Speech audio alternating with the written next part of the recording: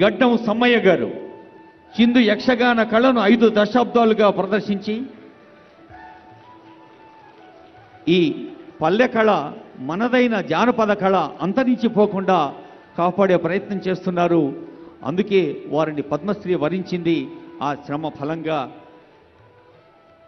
మన కళల తల్లి సరస్వతీదేవి ఆశీర్బలంగా జానపద చిందు యక్షగానం చిందు అన్న పదంలోనే ఉంది. మరి అందవేసిన కళాకారుడు చిందు గడ్డం సమ్మయ్య గారికి హృదయపూర్వక శుభాకాంక్షలు.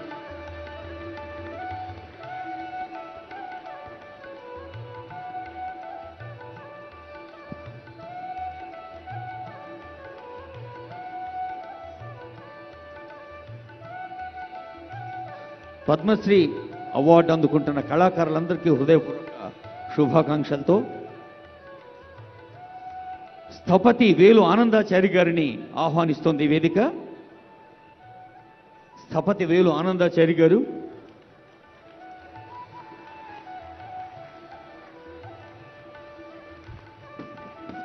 మన యాదగిరిగుట్టు, కొండగట్టు, వేములవాడ, బాసర్ ఈ అన్ని దేవాలయాల నిర్మాణంలో శిల్పకళ విభూషణుడిగా అవార్డు అందుకున్న వారు మరి శిల్పకళలతో ఆ ఆలయాల నిర్మాణంలోనూ పునర్నిర్మాణంలోనూ తమదైన కళను ప్రదర్శిస్తున్నారు. ఎం వేలు ఆనందాచారి ఆలయ నిర్మాణాల్లోనూ పునర్నిర్మాణాల్లోనూ కీలకంగా పనిచేస్తున్న వీరు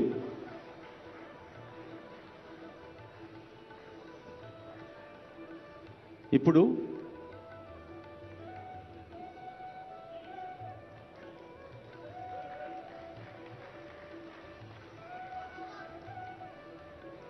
వేలు ఆనందాచారి శిలలు వారితో పలుకుతాయి, వారి వేళ్ల మధ్యన ఉలి ఒక కలంలా పరవశించిపోతుంది.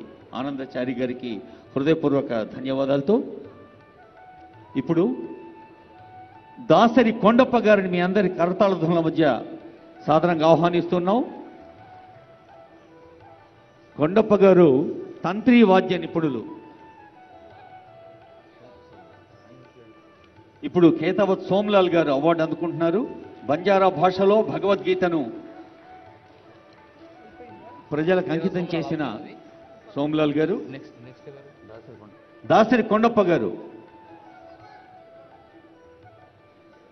అది సోమ్లాల్ గారికి హృదయపూర్వక శుభాకాంక్ష. వందలాది బంజారా గీతాల్ని, బంజారా సంస్కృతిని సంగీతమయం, సాహిత్యమయం చేసిన వారికి హృదయపూర్వక శుభాకాంక్షలతో తంత్రి వాద్యమైన బుర్రవీణ కళాకారుడు దాసరి కొండప్ప ఆ కళను మనం బతికించుకోవాలి, ముందు తరాలకు అందించుకోవాలన్న సంకల్పంతో మరి తెలంగాణ రాష్ట్ర ప్రభుత్వం జానపద కళల పరిరక్షణ కోసం చేస్తున్న కృషి. మీ స్పందనకు ప్రత్యేక ధన్యవాదాలు. ఆయన చేతిలో ఉన్న తంత్రి వాద్యం ఆయన సొంతంగా తయారు చేసుకున్నాడు. మనం మామూలుగా మనకు కావాలంటే ఏ కోటికో సుల్తాన్ బజార్కో పోయి మ్యూజిక్ ఇన్స్ట్రుమెంట్ కొనాలి, కానీ కొండప్ప సొంతంగా తయారు చేసుకున్నాడు. అది సొరకాయ ఎండబెడితే సొరకాయను స్వరకాయగా మార్చాడు. సొరకాయలోని స్వరకాయాన్ని ఆయన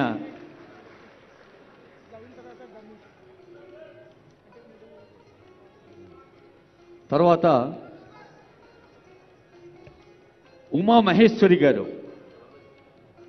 హరికథ అనగానే గుర్తొచ్చేది ఆదిభట్ల నారాయణదాస్ గారైతే మరి అలాంటి ఒక అద్భుతమైన సర్వరాయ హరికథ పాఠశాలలో విద్యార్థినిగా ఆచార్యులుగా ఉండి అమెరికా సంయుక్త రాష్ట్రాల్లో, ఇంగ్లాండ్లో, కౌలాలంపూర్లో, సింగపూర్లో తెలుగు సంస్కృత భాషల్లో హరికథా గానాన్ని అందచేసి అందరి అభినందనలు అందుకున్న కళాకారిణి ఉమామహేశ్వరి గారు.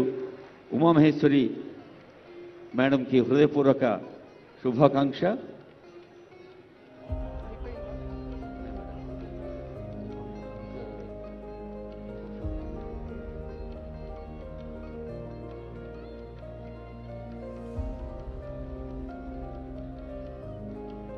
భారత భాగవత రామాయణ ఇతిహాసాల్ని, చారిత్రక గాథల్ని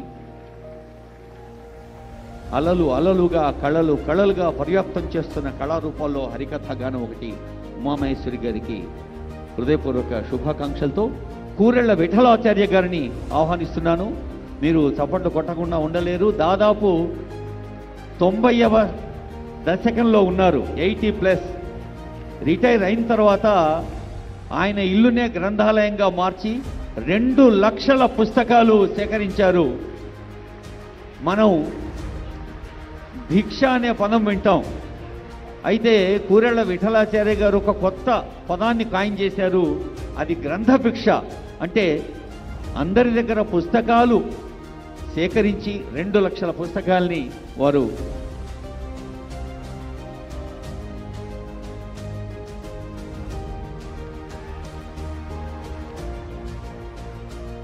ఇప్పుడు మరొక ప్రత్యేకమైన అంశంతో వేదిక మిమ్మల్ని అలరించనుంది. 25 లక్షల రూపాయలు గౌరవనీయులైన ముఖ్యమంత్రి వర్యులు, ఉప ముఖ్యమంత్రి వర్యులు, మంత్రివర్గ సభ్యులు, గౌరవనీయులైన మంత్రివర్యులు అందరూ కళాకారులు అందజేస్తారు. పద్మశ్రీ అవార్డీస్కి 25 లక్షల విఠలాచార్య గారికి నమస్సులు.